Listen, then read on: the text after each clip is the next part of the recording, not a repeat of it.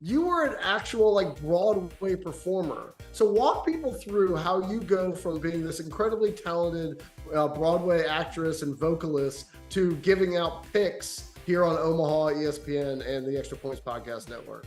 Well, it's really pretty simple. I moved to New York. I sang, did a lot of, Broadway work. I sang with New York City Opera. I did some commercials. I did things like that. And in the meantime, when you're doing that, you tend to meet a lot of people. New York's just one of those places. And I met people that invited me to play with them in a high stakes league.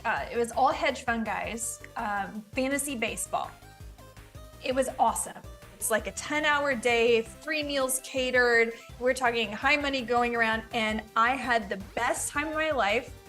And basically through that and through doing that year after year, I ended up meeting people. The auctioneer is a tout from Tout Wars. He invited me to SiriusXM to watch the Tout Wars drafts.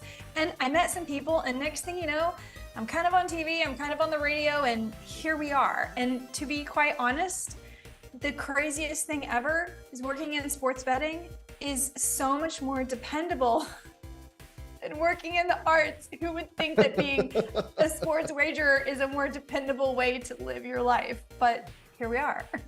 So let me do a live waiver wire question before we get out of here. Yeah. Is Dak back? I can't believe I'm saying this because I actually called him as kind of a not a top 10 before the season. Now I think he probably is going to be. And I don't think that a 4-touchdown game is in 2 games in a row is the reason why, but mostly because there's not a lot of other competition. And one of the things I talked about this week was Dak looked better because he was using his mobility 2 weeks ago before the bye. He was scrambling, he was moving, he was getting out of the pocket. He did that again this week, easily exceeded his rushing player prop, by the way, cashed that one.